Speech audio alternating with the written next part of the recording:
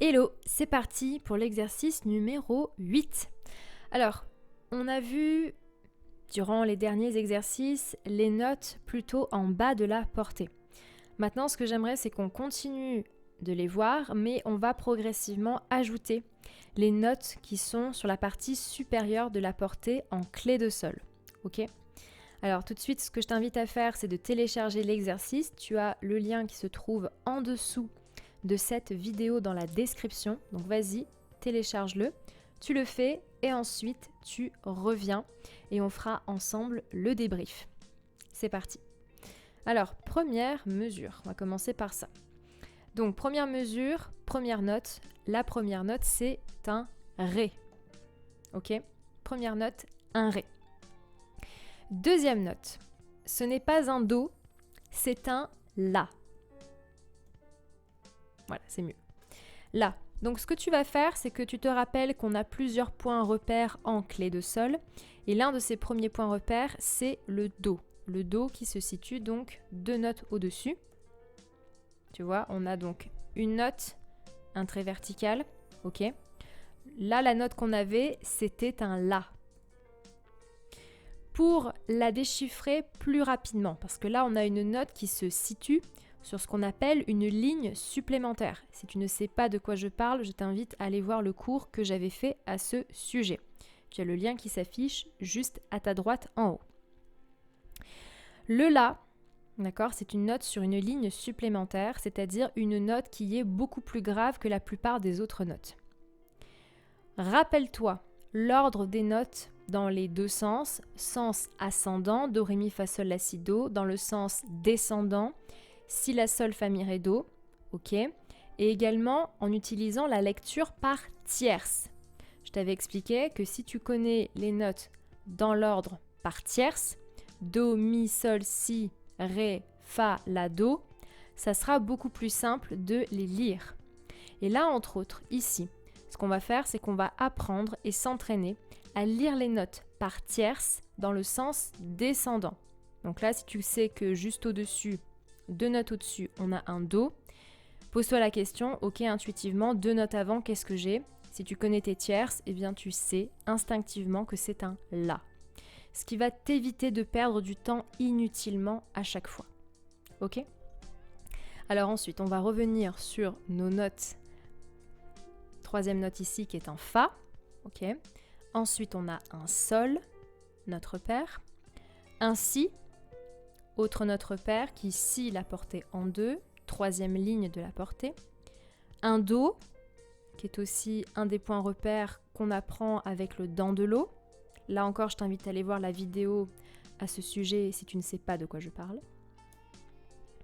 Ensuite, on a un Fa et de nouveau un Sol.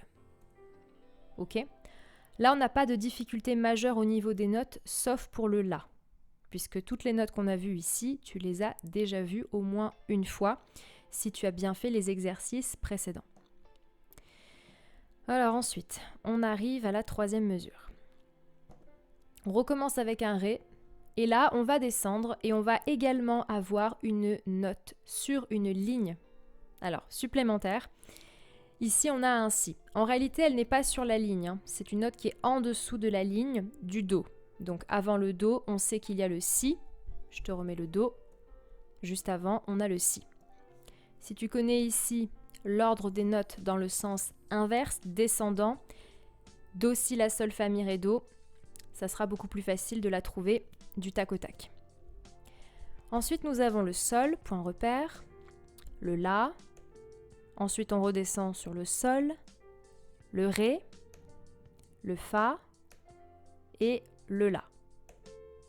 Là, tu vois, on a une belle lecture par tierce. Ré, Fa, La. Je descends pour arriver à la cinquième mesure. Je commence avec un Si, puis un Sol, et je redescends pour aller chercher un La. Ok, avant le Do 4. Ensuite, j'ai un Sol, La, Si et Do. Bon, là, c'est simple, on a une suite de notes consécutives. Et enfin, je vais terminer donc avec un sol en 7e mesure, un do, un mi, ça change un petit peu, un si, un fa, un mi et de nouveau un si. D'accord ?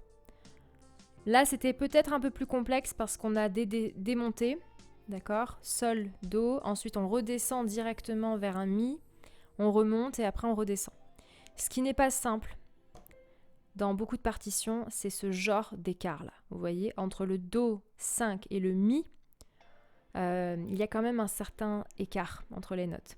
C'est là où je vous dis que si vous avez vos points repères, ça devient beaucoup plus simple. Parce que si là, vous devez repartir à chaque fois et redescendre tout, vous allez perdre un temps fou. Alors que si vous savez que juste au-dessus, 2 notes au-dessus, on a le sol et que vous connaissez vos notes par tierce, eh bien, ça sera plus facile de faire sol mi que de repartir du do 5 et de voir tout redescendre. Vous allez perdre un temps fou. Voilà, c'est tout pour cet exercice. Donc je vous invite à le refaire si vous avez des difficultés. Et sinon, on va passer tout de suite à la fin. Je te remercie d'avoir regardé cette vidéo jusqu'au bout. Donc maintenant, ce que je t'invite à faire, si ce n'est pas encore fait, c'est de rejoindre mon canal Telegram. Tu as le lien qui est juste en dessous de cette vidéo dans la description. Donc je te laisse aller regarder et cliquer. Tu as le tutoriel qui s'affiche à ta droite. C'est une communauté de pianistes dans laquelle je partage du contenu exclusif, privé, pour vous permettre de progresser, de vous motiver. Voilà, tout simplement rester dans la partie et ne pas abandonner. C'est ok si vous avez du mal, donc je vous laisse découvrir le 3e jour qui va suivre, de vous entraîner, pour vous entraîner. Et surtout, ne lâchez rien. Ne lâchez rien. Ne lâchez surtout rien. C'est le plus important. On se retrouve demain. Ciao!